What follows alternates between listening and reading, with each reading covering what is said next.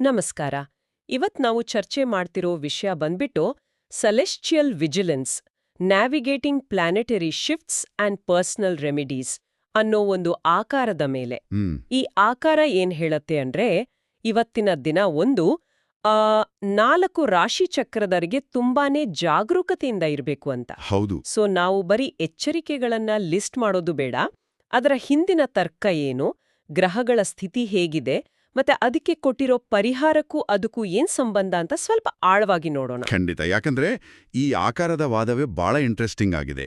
ಇದು ಬರೀ ರಾಶಿಫಲದ ತರ ಅಲ್ಲ. ಹೌದು. ಇದು ಇವತ್ತಿನ ಗ್ರಹಗಳ ಸಂಯೋಜನೆಯನ್ನ ಒಂದು ಚೌಕಟ್ಟಲ್ಲಿ ವಿವರಿಸುತ್ತೆ. ಅಂದ್ರೆ ಇವತ್ತು ಆಕಾಶದಲ್ಲಿ 3 ಮೇಜರ್ ಚೇಂಜಸ್ ಆಗ್ತಾ ಇದೆ. ಓ, 3? ಅದೇನು? ಹೌದು. ಮೊದಲನೇದಾಗಿ ಶನಿಯು ಕಠಿಣ ದೃಷ್ಟಿಯಲ್ಲಿದೆ ಅಂತ ಬೀಳುತ್ತೆ. ಅಂದ್ರೆ ಜ್ಯೋತಿಷ್ಯದ ಭಾಷೆಯಲ್ಲಿ ಶನಿಯ ದೃಷ್ಟಿ ಅಂದ್ರೇನೆ ಸವಾಲು, ಸ್ವಲ್ಪ ಡಿಲೇ, ಆಮೇಲೆ ಒಂದು ಶಿಸ್ತಿನ ಪರೀಕ್ಷೆ ಇದ್ದಾಗೆ. ಸರಿ. ಎರಡನೇದಾಗಿ ರಾಹು ಮತ್ತೆ ಕೇತುಗಳು ಅಶಾಂತ ಸ್ಥಿತಿಯಲ್ಲಿವೆ. ಇವನ್ನ ನಾವು ಛಾಯಾಗ್ರಹಗಳು ಅಂತೀವಲ್ಲ. ಸೊ ಅವುಗಳ ಅಸ್ಥಿರತೆಯಿಂದ ಕನ್ಫ್ಯೂಷನ್, ತಪ್ಪು ತಿಳುವಳಿಕೆ, ಈ ತರಹದ ಅನಿರೀಕ್ಷಿತ ಘಟನೆಗಳು ಆಗ್ಬೋದು ಅಂತ ಈ ಆಕಾರ ಹೇಳುತ್ತೆ. ಅಂದ್ರೆ ಶನಿಯಿಂದ ಸವಾಲು, ರಾಹು ಕೇತುಗಳಿಂದ ಗೊಂದಲ, ಮೂರನೇದ್ದು ಚಂದ್ರಂದು. ಚಂದ್ರ ತುಂಬಾನೇ ವೇಗವಾಗಿ ರಾಶಿ ಬದಲಾಯಿಸ್ತಾ ಇದ್ದಾನೆ. ಓಕೆ. ಚಂದ್ರ ಅಂದ್ರೇನೆ ಮನಸ್ಸಿನ ಕಾರಕ ಅಲ್ವಾ? ಅವನು ಸ್ಪೀಡಾಗಿ ಚಲಿಸಿದ್ರೆ ಜನರ ಮೂಡ್ ಸ್ವಿಂಗ್ಸ್, ಭಾವನಾತ್ಮಕ ಅಸ್ಥಿರತೆ ಮತ್ತೆ ತರಾತೂರಿಯಲ್ಲಿ ನಿರ್ಧಾರ ತಗೊಳ್ಳೋದು ಇದೆಲ್ಲ ಜಾಸ್ತಿ ಆಗುತ್ತೆ. ಸೊ ಈ 3 ಸೇರಿ ಒಂದು. ಎಕ್ಸಾಕ್ಟ್ಲಿ. ಈ 3 ಸೇರಿ ಒಂದು ರೀತಿ ಕಾಸ್ಮಿಕ್ ಪ್ರೆಷರ್ ಕುಕ್ಕರ್ ತರ ವಾತಾವರಣ ಸೃಷ್ಟಿ ಮಾಡುತ್ತೆ. ಅದಕ್ಕೆ ಕೆಲವು ರಾಶಿಗಳ ಮೇಲೆ ಇದರ ಪ್ರಭಾವ ತುಂಬಾನೇ ತೀವ್ರವಾಗಿರುತ್ತೆ ಅಂತ ಇದರ ವಾದ. ಓಹೋ, ಅದಕ್ಕೆ ಇವತ್ತಿನ ದಿನವನ್ನು ಸಹನೆಯ ಪರೀಕ್ಷೆಯ ದಿನ ಅಂತ ಹೇಳಿರೋದು. ಹೌದು, ಕರೆಕ್ಟ್. ಹಾಗಾದ್ರೆ ಆ 4 ರಾಶಿಗಳು ಯಾವುವು, ಆ ಕಾಸ್ಮಿಕ್ ಪ್ರೆಷರ್ ಅವುಗಳ ಮೇಲೆ ಹೇಗೆ ಪರಿಣಾಮ ಬೀರಬಹುದು ಅಂತ ಒಂದೊಂದಾಗಿ ನೋಡೋಣ. ಫಸ್ಟ್, ಮೇಷರಾಶಿ. ಇವರಿಗೆ ದೊಡ್ಡ ಎಚ್ಚರಿಕೆ ಅಂತಾನೆ ಕೊಟ್ಟಿದ್ದಾರೆ, ಕೋಪ ಮತ್ತೆ ಮಾತಿನ ಮೇಲೆ ಹಿಡಿತಾ ಇರ್ಲಿ ಅಂತ. ಯಾಕೆ ಮೇಷರಾಶಿಯನ್ನೇ ಯಾಕೆ ಇಷ್ಟು ಸ್ಪೆಸಿಫಿಕ್ ಆಗಿ ಟಾರ್ಗೆಟ್ ಮಾಡ್ಲಾಗಿದೆ? ಇಲ್ಲಿಯೇ ನಮ್ಗೆ ಆಕಾರದ ಲಾಜಿಕ್ ಕ್ಲಿಯರ್ ಆಗೋದು.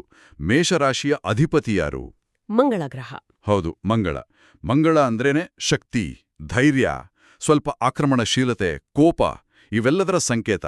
ಈಗಾಗ್ಲೇ ರಾಹುಕೇತುಗಳಿಂದ ಗೊಂದಲ ಇದೆ, ಚಂದ್ರನಿಂದ ಅಸ್ಥಿರತೆ ಇದೆ ಎಂದೇನಲ್ಲ. ಇದು ಮೇಷರಾಶಿಯವರಲ್ಲಿರೋ ಆ ಮಂಗಳನ ಎನರ್ಜಿಯನ್ನ ರಾಂಗ್ ಡೈರೆಕ್ಷನ್ಗೆ ತಳ್ಬೋದು. ಓಕೆ, ಅಂದ್ರೆ ಧೈರ್ಯ ಇರೋದು ದುಡುಕುತನ ಆಗ್ಬೋದು. ಕರೆಕ್ಟ್. ಶಕ್ತಿ ಇರೋದು ಕೋಪವಾಗಿ ಬದಲಾಗಬಹುದು. ಅದಕ್ಕೇನೆ ಮಾತಿನಿಂದಲೇ ಸಮಸ್ಯೆ ಶುರುವಾಗುತ್ತೆ, ತರಾತುರಿ ನಿರ್ಧಾರಗಳಿಂದ ನಷ್ಟ ಆಗುತ್ತೆ ಅಂತ ಎಚ್ಚರಿಸೋದು. ಹಣಕಾಸಿನ ವಿಷಯದಲ್ಲೂ ಮೋಸ ಹೋಗೋ ಸಾಧ್ಯತೆ ಇದೆ ಅಂತ ಹೇಳಿದೆ. ಹೌದು, ಅದಕ್ಕೆ ಇವತ್ತು ಸಾಲ ಕೊಡಬೇಡಿ ಅಥವಾ ಯಾರಿಗೂ ಗ್ಯಾರಂಟಿ ನಿಲ್ಬೇಡಿ ಅಂತ ಸ್ಟ್ರೈಟ್ ಆಗಿ ಹೇಳಿದ್ದಾರೆ. ಹಾಗಾದ್ರೆ ಇದಕ್ಕೆ ಪರಿಹಾರ ಏನು ಸೂಚಿಸಿದ್ದಾರೆ? ಹನುಮಾನ್ ಚಾಲೀಸ ಓದೋದು, ಕೆಂಪು ಬಣ್ಣದ ಬಟ್ಟೆ ಹಾಕೋದು ಬೇಡ ಅಂತ, ಆಮೇಲೆ ಯಾರಿಗಾದ್ರೂ ಸಹಾಯ ಮಾಡೋದು ಅಂತ. ಇದರ ಹಿಂದೆನ್ ತರ್ಕ ಏನು? ಇಲ್ಲೂ ಒಂದು ಸಾಂಕೇತಿಕ ಸಂಬಂಧ ಇದೆ ನೋಡಿ. ಮಂಗಳನ ಆ ಅತಿಯಾದ ಶಕ್ತಿಯನ್ನ ಕಂಟ್ರೋಲ್ ಮಾಡೋಕೆ ಅದಕ್ಕಿಂತ ಶಿಸ್ತುಬದ್ಧವಾದ ಒಂದು ಶಕ್ತಿಯನ್ನ ನಾವು ಆಹ್ವಾನಿಸಬೇಕು. ಓ, ಹನುಮಂತನ ರೂಪದಲ್ಲಿ. ಹೌದು, ಹನುಮಂತನ ಹತ್ರ ಅಪಾರ ಶಕ್ತಿ, ಧೈರ್ಯ ಎಲ್ಲವೂ ಇದೆ. ಆದರೆ ಅದನ್ನ ಆತ ಶಿಸ್ತು ಮತ್ತೆ ಭಕ್ತಿಯಿಂದ ಬಳಸ್ದ. ಸೊ ಹನುಮಾನ್ ಚಾಲೀಸ ಪಠಣ ಮಾಡೋದ್ರಿಂದ ನಮ್ಮೊಳಗಿನ ಶಕ್ತಿ ಕಂಟ್ರೋಲ್ಗೆ ಬರುತ್ತೆ. ಕೆಂಪು ಬಣ್ಣದ ಬಗ್ಗೆ? ಕೆಂಪು ಮಂಗಳನ ಬಣ್ಣ ಅಲ್ವಾ? ಸೊ ಅದನ್ನ ಅವಾಯ್ಡ್ ಮಾಡಿದ್ರೆ ಆ ಆಕ್ರಮಣಕಾರಿ ಶಕ್ತಿಯನ್ನ ಪ್ರಚೋದನೆ ಮಾಡೋದು ತಪ್ಪುತ್ತೆ. ಇನ್ನೂ ಯಾರಿಗಾದ್ರೂ ಸಹಾಯ ಮಾಡೋದು ಅಂದ್ರೆ ಆ ಎನರ್ಜಿಯನ್ನ ಪಾಸಿಟಿವ್ ಆಗಿ ಚಾನಲೈಸ್ ಮಾಡೋದು. ಎಕ್ಸಾಕ್ಟ್ಲಿ. ಸೊ ಪರಿಹಾರಗಳು ಬರೀ ಧಾರ್ಮಿಕ ಆಚರಣೆ ಅಲ್ಲ, ಅವು ಸೈಕಲಾಜಿಕಲ್ ಬ್ಯಾಲೆನ್ಸ್ ಮಾಡೋ ಟೂಲ್ಸ್ ಅಂತ ಈ ಆಕಾರ ಹೇಳುತ್ತೆ. ಇದು ನಿಜಕ್ಕೂ ತುಂಬಾ ಆಳವಾದ ವಿಶ್ಲೇಷಣೆ. ಸರಿ, ಈಗ ಮೇಷರಾಶಿಯಿಂದ ಮುಂದಕ್ಕೆ ಹೋಗೋಣ. 2ನೇ ರಾಶಿ ಕರ್ಕಾಟಕ. ಕರ್ಕಾಟಕ. ಇವರ ಸವಾಲ್ ನೋಡಿದ್ರೆ ಕಂಪ್ಲೀಟ್ ಆಗಿ ಬೇರೆ ತರ ಇದೆ. ಇವರಿಗೆ ಹಣ ಮತ್ತು ಆರೋಗ್ಯದ ಬಗ್ಗೆ ಎಚ್ಚರಿಕೆ. ಮೇಷದ್ದು ಬಾಹ್ಯ ಸವಾಲಾದ್ರೆ ಇದು ಆಂತರಿಕ ಸವಾಲಿದ್ದ ಹಾಗೆ. ಹೇಗೆ ಈ ಬದಲಾವಣೆ?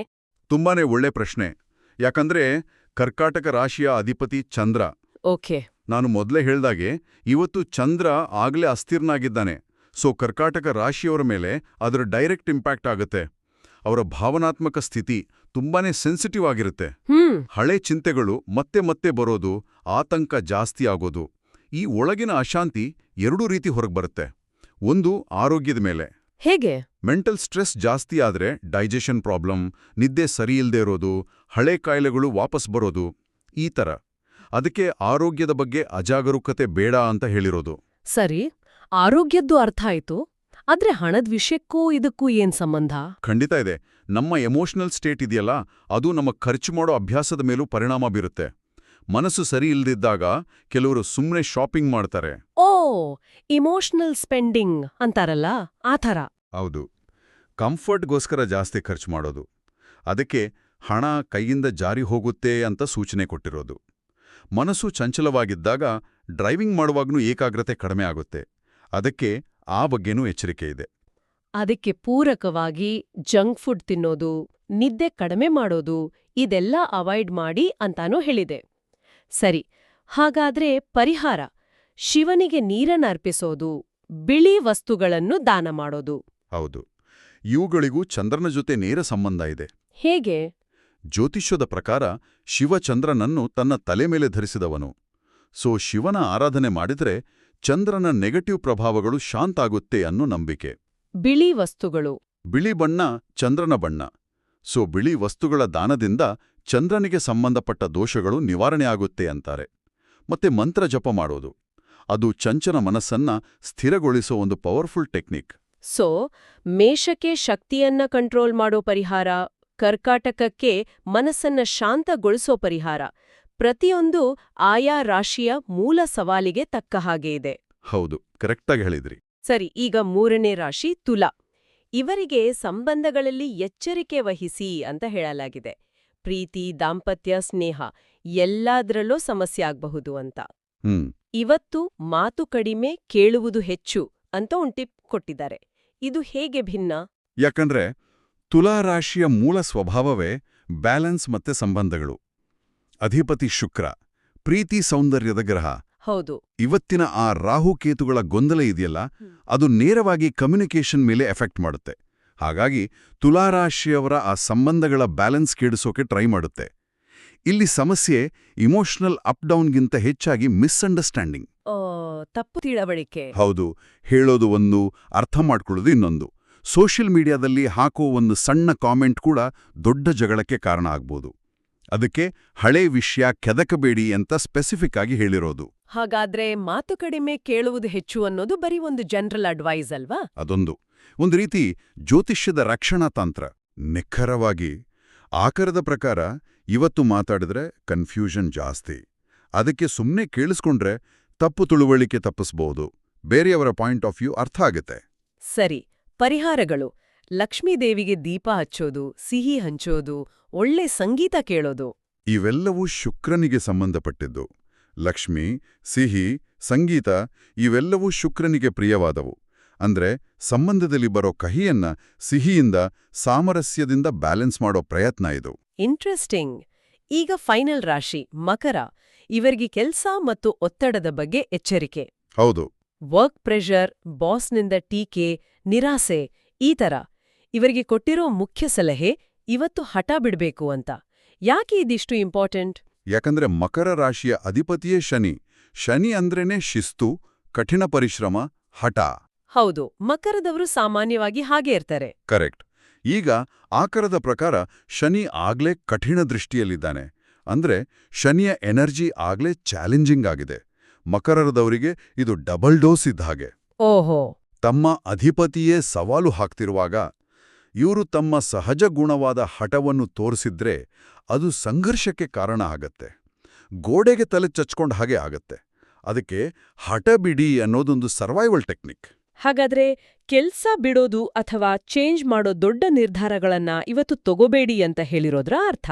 ಆ ನಿರ್ಧಾರಗಳು ತಪ್ಪು ಅಂತಲ್ಲ, ಬದಲಿಗೆ ಆ ನಿರ್ಧಾರಗಳನ್ನ ತಗೊಳ್ಳೋ ಮನಸ್ಥಿತಿ ಸರಿ ಇರೋದಿಲ್ಲ ಅಂತ. ಹೌದು. ಓಕೆ. ಆ ಒತ್ತಡದ ಮನಸ್ಥಿತಿಯಲ್ಲಿ ತಗೊಳ್ಳೋ ಯಾವುದೇ ದೊಡ್ಡ ನಿರ್ಧಾರ ಮುಂದೆ ಪಶ್ಚಾತ್ತಾಪಕ್ಕೆ ಕಾರಣ ಆಗ್ಬೋದು. ಓವರ್ ಥಿಂಕಿಂಗಿಂದ ಸಣ್ಣ ಸಮಸ್ಯೆನೂ ದೊಡ್ಡದಾಗಿ ಕಾಣಿಸುತ್ತೆ. ಸೊ ಇವತ್ತಿನ ದಿನವನ್ನ ಜಸ್ಟ್ ಪಾಸ್ ಮಾಡೋದು ಉತ್ತಮ. ಅದಕ್ಕೆ ಪರಿಹಾರವಾಗಿ ಶನಿ ಮಂತ್ರ, ಕಪ್ಪು ಎಳ್ಳು ದಾನ, ದೇವಸ್ಥಾನಕ್ಕೆ ಭೇಟಿ ಇವೆಲ್ಲವೂ ಶನಿಯನ್ನು ಶಾಂತಗೊಳಿಸುವ ಉಪಾಯಗಳು. ಹೌದು. ಶನಿಯ ಶಕ್ತಿಯನ್ನ ಎದುರಿಸೋ ಬದಲು ಅದಕ್ಕೆ ಶರಣಾಗಿ ಗೌರವ ಕೊಟ್ಟು ದಿನ ದಾಟಬೇಕು ಅನ್ನೋದೇ ಇದರ ಹಿಂದಿನ ತತ್ವ. ಆಯಾ ರಾಶಿಯ ಅಧಿಪತಿ ಗ್ರಹ ಜೊತೆ ಕನೆಕ್ಟ್ ಆಗಿದೆ. ಆದರೆ ಉಳಿದ 8 ರಾಶಿಗಳ ಕಥೆ ಏನು? ಅವರಿಗೇನೂ ಇಲ್ವಾ? ಇಲ್ಲ, ಅವರಿಗೂ ಒಂದು ಜನರಲ್ ವಾರ್ನಿಂಗ್ ಇದೆ. ಈ ಗ್ರಹಗಳ ಪ್ರಭಾವ ಎಲ್ಲರ ಮೇಲೂ ಇದ್ದೇ ಇರುತ್ತೆ, ಆದರೆ ಈ 4 ರಾಶಿಗಳ ಮೇಲೆ ಅದರ ಇಂಟೆನ್ಸಿಟಿ ಜಾಸ್ತಿ. ಹಾಗಾಗಿ ಉಳಿದವರು ಕೂಡ ಹಣಕಾಸು, ಆರೋಗ್ಯ, ಮಾತುಕತೆ ಈ ವಿಷಯಗಳಲ್ಲಿ ಜಾಗರೂಕರಾಗಿರಬೇಕು. ಯಾರೂ ಅಜಾಗರೂಕರಾಗಿರಬಾರದು. ಆದರೆ ಈ 4 ರಾಶಿಗಳು ಹೈ ಅಲರ್ಟ್ನಲ್ಲಿರಬೇಕು ಅಷ್ಟೇ. ಇವೆಲ್ಲದರ ಜೊತೆಗೆ ಆಕರವು ಎಲ್ಲರಿಗೂ ಅನ್ವಯ ಆಗೋ ಒಂದು ಪವರ್ ಟಿಪ್ ಕೂಡ ಕೊಡುತ್ತೆ. ಹೌದು. ಇವತ್ತು ಯಾವುದೇ ಕೆಲಸ ಮಾಡಿದ್ರೂ ಶಾಂತ ಮನಸ್ಸು, ಧೈರ್ಯ ಮತ್ತು ದೇವರ ಮೇಲಿನ ನಂಬಿಕೆ ಈ 3 ಇರಬೇಕು ಅಂತ. ಇದು ನನಗೆ ಇಡೀ ಚರ್ಚೆಯಲ್ಲೇ ಅತ್ಯಂತ ಇಂಟ್ರೆಸ್ಟಿಂಗ್ ಪಾರ್ಟ್ ಅನ್ಸ್ತು. ಖಂಡಿತ. ಇದು ಆಕರದ ತಿರುಳು ಅಂತಾನೆ ಹೇಳ್ಬೋದು. ಇಷ್ಟೆಲ್ಲ ಗ್ರಹದೋಷ, ಸವಾಲುಗಳ ಬಗ್ಗೆ ಹೇಳಿದ್ಮೇಲೆ ಆಕಾರ ಒಂದು ಅದ್ಭುತವಾದ ಮಾತು ಹೇಳುತ್ತೆ. ಈ 3 ಗುಣಗಳಿಂದ್ರೆ ಯಾವುದೇ ಗ್ರಹದ ದೋಷವೂ ನಿಮ್ಮನ್ನು ಮುಟ್ಟುದಿಲ್ಲ ಅಂತ. ಇದು ತುಂಬಾ ಗಹನವಾದ ಹೇಳಿಕೆ ಅಲ್ವಾ? ಹೌದು. ಇದರ ಅರ್ಥ, ಹೊರಗಿನ ಪ್ರಪಂಚದಲ್ಲಿ ಗ್ರಹಗಳು ಎಂಥದ್ದೇ ಪರಿಸ್ಥಿತಿ ಸೃಷ್ಟಿ ಮಾಡಿದ್ರೂ ನಮ್ಮ ಒಳಗಿನ ಸ್ಥಿತಿ, ನಮ್ಮ ಮನೋಬಲ ಇದೆಯಲ್ಲ, ಅದು ಎಲ್ಲಕ್ಕಿಂತ ಪವರ್ಫುಲ್. ಗ್ರಹದ ದೋಷ ಅನ್ನೋದು ಒಂದು ಬಾಹ್ಯ ಪ್ರಭಾವ ಅಷ್ಟೇ, ಅದು ನಮ್ಮ ವಿಧಿಯಲ್ಲ. ಹಾಗಾದ್ರೆ ಈ ಆಕರವು ಜ್ಯೋತಿಷ್ಯವನ್ನು ಭವಿಷ್ಯ ಹೇಳೋ ಟೂಲ್ಗಿಂತ ಹೆಚ್ಚಾಗಿ ನಮ್ಮ ಪರ್ಸನಲ್ ಸ್ಟ್ರೆಂತ್ ಜಾಸ್ತಿ ಮಾಡ್ಕೊಳ್ಳೋಕೆ ಒಂದು ಫ್ರೇಮ್ವರ್ಕ್ ತರ ಬಳಸ್ತಿದ್ಯಾ? ಎಕ್ಸಾಕ್ಟ್ಲಿ. ಹೀಗಾಗತ್ತೆ ಅಂತ ಹೇಳೋದಕ್ಕಿಂತ ಹೀಗಾಗೋ ಸಾಧ್ಯತೆ ಇದೆ, ಅದಕ್ಕೆ ಹೀಗೆ ರೆಡಿಯಾಗಿರಿ ಅಂತ ಹೇಳ್ದಾಗೆ. ಹವಾಮಾನ ವರದಿ ತರ. ಕರೆಕ್ಟ್. ಮಳೆ ಬರುತ್ತೆ ಅಂತ ಗೊತ್ತಿದ್ರೆ ಕೊಡೆ ತಗೊಂಡು ಹೋಗ್ತೀವಲ್ಲ, ಹಾಗೆ ಕೋಪ ಬರುತ್ತೆ ಅಂತ ಗೊತ್ತಿದ್ರೆ ನಾವು ಮೌನವಾಗಿರಲು ಟ್ರೈ ಮಾಡ್ತೀವಿ. ಶಾಂತ ಮನಸ್ಸು, ಧೈರ್ಯ, ನಂಬಿಕೆ ಇವು ನಮ್ಮ ಆಂತರಿಕ ಕೊಡೆಗಳು. ಹಾಗಾದ್ರೆ ಇವತ್ತಿನ ನಮ್ಮ ಚರ್ಚೆಯಿಂದ ನಾವು ತಿಳಿದುಕೊಂಡಿದ್ದೇನೆಂದ್ರೆ, ಈ ಆಕರದ ಪ್ರಕಾರ ಇಂದಿನ ಗ್ರಹಸ್ಥಿತಿ 4 ರಾಶಿಗಳಿಗೆ ಕೆಲವು ನಿರ್ದಿಷ್ಟ ಸವಾಲುಗಳನ್ನು ತರಬಹುದು. ಹೌದು. ಮೇಷಕ್ಕೆ ಕ್ರಿಯೆಯ ಸವಾಲು, ಕರ್ಕಾಟಕಕ್ಕೆ ಭಾವನೆಯ ಸವಾಲು, ತುಲಾಗೆ ಸಂಬಂಧಗಳ ಸವಾಲು ಮತ್ತು ಮಕರಕ್ಕೆ ಜವಾಬ್ದಾರಿಯ ಸವಾಲು. ಆದರೆ ಪ್ರತಿಯೊಂದು ಸವಾಲಿಗೂ ಆಯಾ ರಾಶಿಯ ಗುಣಗಳಿಗೆ ಹೊಂದುವ ಹಾಗೆ ಸಾಂಕೇತಿಕ ಮತ್ತು ಮನೋವೈಜ್ಞಾನಿಕ ಪರಿಹಾರಗಳನ್ನು ಕೂಡ ಸೂಚಿಸಲಾಗಿದೆ. ಹೌದು. ಮತ್ತು ಎಲ್ಲಕ್ಕಿಂತ ಮುಖ್ಯವಾಗಿ ಈ ಎಲ್ಲಾ ಜ್ಯೋತಿಷ್ಯದ ಎಚ್ಚರಿಕೆಗಳನ್ನು ಮೀರಿ ನಮ್ಮ ಒಳಗಿನ ಮನೋಬಲವೇ ನಮ್ಮ ಅಂತಿಮ ರಕ್ಷಾಕವಚ ಅನ್ನೋ ಸಂದೇಶವನ್ನ ಈ ಆಕಾರ ಕೊಡುತ್ತೆ. ಇದು ನಮ್ಮನ್ನ ಒಂದು ಪ್ರಮುಖ ಪ್ರಶ್ನೆಯ ಹತ್ತಿರ ತಂದು ನಿಲ್ಲಿಸುತ್ತೆ. ಹೌದು. ಈ ಎಲ್ಲಾ ಎಚ್ಚರಿಕೆ ಪರಿಹಾರಗಳನ್ನ ನೋಡಿದಾಗ ಒಂದು ಆಲೋಚನೆ ಬರುತ್ತೆ. ಇಂಥ ಮಾರ್ಗದರ್ಶನಗಳು ಕೇವಲ ಭವಿಷ್ಯ ಹೇಳೋ ಪ್ರಯತ್ನನ, ಅಥವಾ ಒಂದು ಕಷ್ಟದ ದಿನವನ್ನು ಎದುರಿಸಲು ಬೇಕಾದ ಮೆಂಟಲ್ ಪ್ರಿಪರೇಷನ್, ಡಿಸಿಪ್ಲಿನ್ ಮತ್ತೆ ನಮ್ಮ ಬಗ್ಗೆ ನಾವೇ ಯೋಚನೆ ಮಾಡ್ಕೊಳ್ಳೋಕೆ ಪ್ರೇರೇಪಿಸೋ ಒಂದು ಅಡ್ವಾನ್ಸ್ಡ್ ಸೈಕಾಲಜಿಕಲ್ ಟೂಲ? ಅಂದ್ರೆ ಇವತ್ತು ನಿಮ್ಗೆ ಕೋಪ ಬರ್ಬೋದು ಅಂತ ಯಾರಾದರೂ ಹೇಳಿದಾಗ ನಾವು ನಮ್ಮ ಕೋಪದ ಬಗ್ಗೆ ಇನ್ನಷ್ಟು ಜಾಗೃತರಾಗ್ತೀವಲ್ವೇ? ಈ ಪ್ರಶ್ನೆಯೊಂದಿಗೆ ಇವತ್ತಿನ ಚರ್ಚೆಯನ್ನು ಮುಗಿಸೋಣ.